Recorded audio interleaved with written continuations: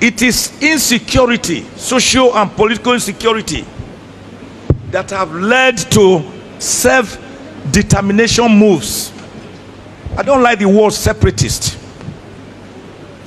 Nnamdi Kanu is not a separatist. He's a self-determination movement person. And self-determination is recognized by all international instruments, including the United Nations Charter, the African Charter on Human and People's Rights, the Economic and Political Charter. It's recognized all over the world.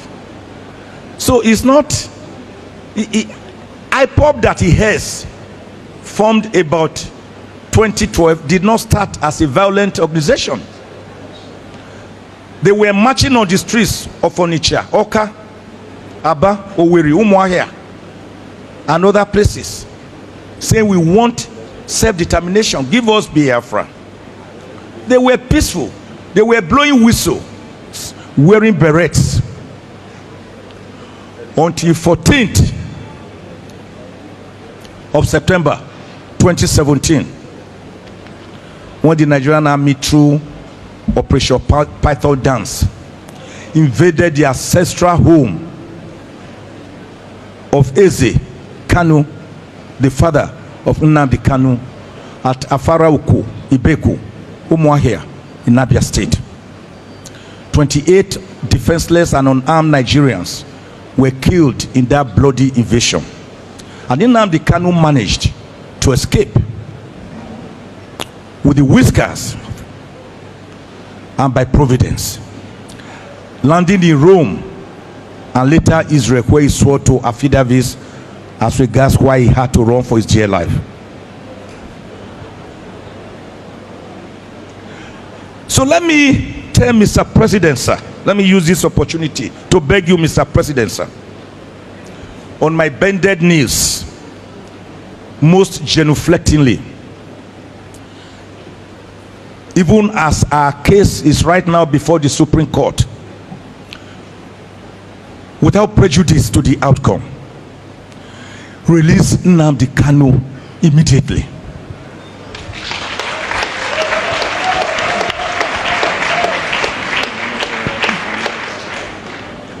It will help to bring peace and tranquility to the southeast.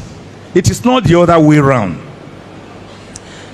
We are not saying you should subvert the judicial process by doing this.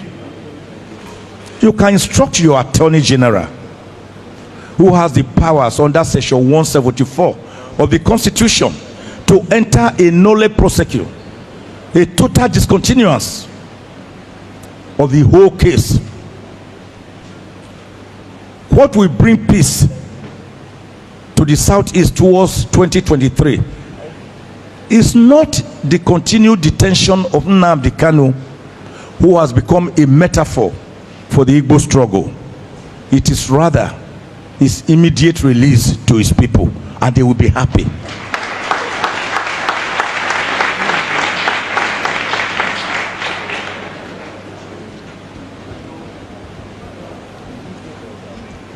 We have 374 ethnic groups in Nigeria, as discovered by Professor Onigu Otite, a great demographer. And of these 374 ethnic groups, we only always remember the Hausa Fulanis, the Igbos, and the Yorubas. Have always asked the question, what happened to the other 371 ethnic groups, of which I am one, a minority within a minority, from a village called Ivukwe near Agenebode, a minority, in Esako, East Local Government Area of Edo State, a minority. Where do you place me? God is not a foolish God. He knew why he planted me there. You must therefore recognize me and give me my full rights as a Nigerian.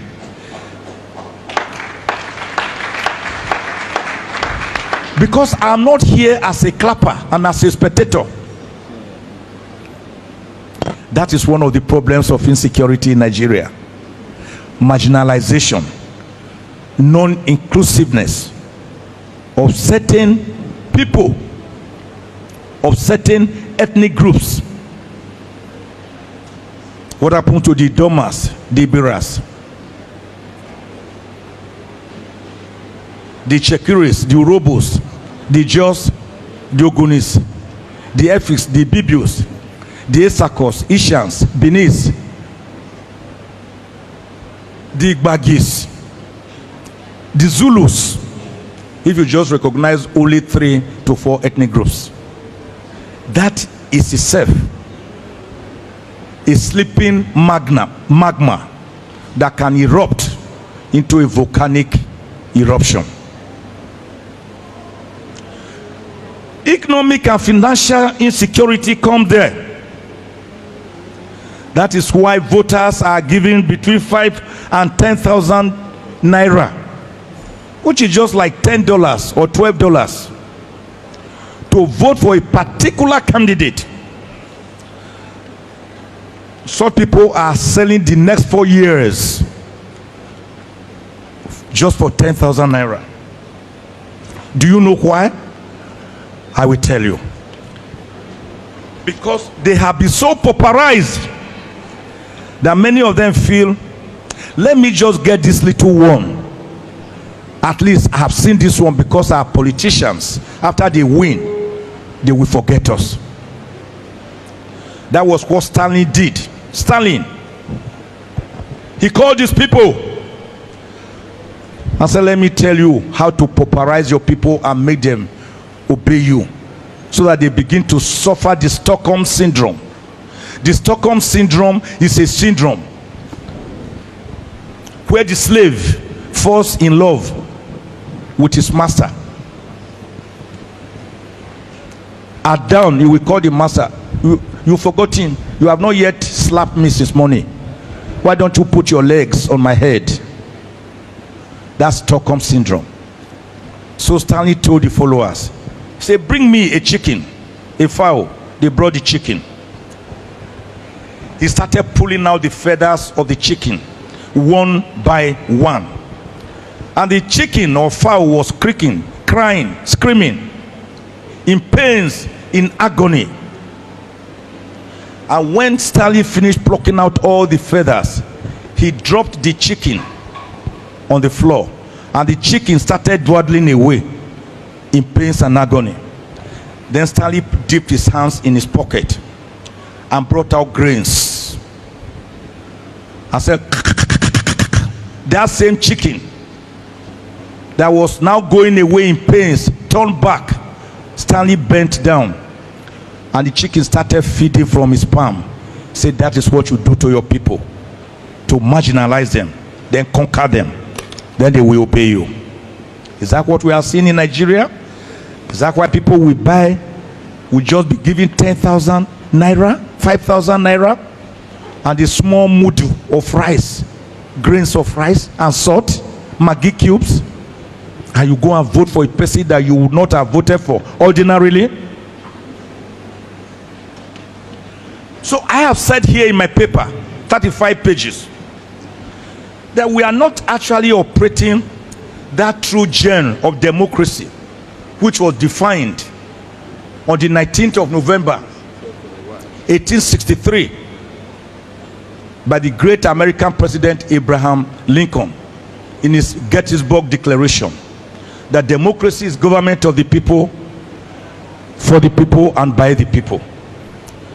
We are operating different forms of crazes, but not the demo. What are the forms of crazes have coined out? One is called electionocracy.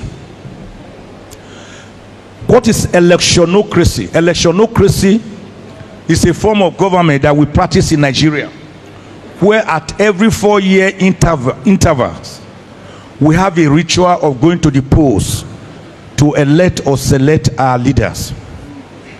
After selecting them, The leaders use the first 1 year touring around, greeting the people, thanking them. He uses the second year to construct some roads that will be washed away by the first rainfall, and build culverts, and build hospitals that will not be equipped. 2 years have gone. Then by the third year, underground electionary campaign starts. So they have not governed. They have not given democracy dividends. I call it electionocracy. We have a second creed in Nigeria, which is not demo. That is judocracy. Judocracy is a form of crazy where presidents, governors, senators, and House of Representative members, and House of Assemblies, and chairmen of local government councils and legislators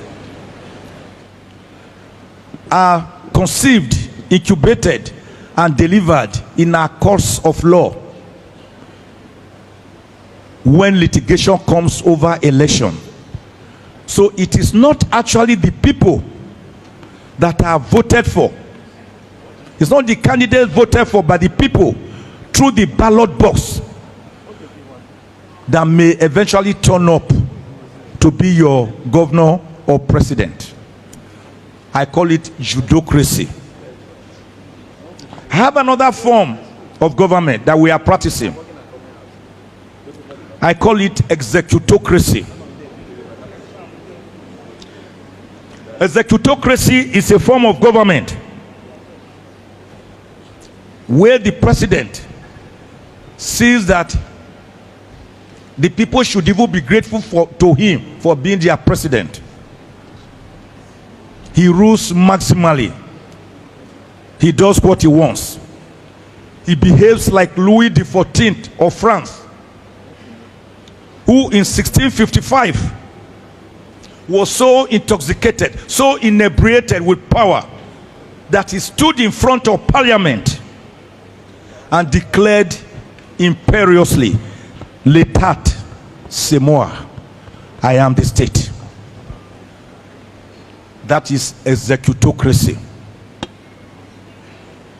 We also practice legislatocracy. Legislatocracy is a form of government where we have 360 near idle members of the House of Representatives and 109 senators. All of them under the Constitution sitting part-time. The Constitution allows each of them to sit for 6 months in a year, and that is enough. Thank you for watching. Please keep on following.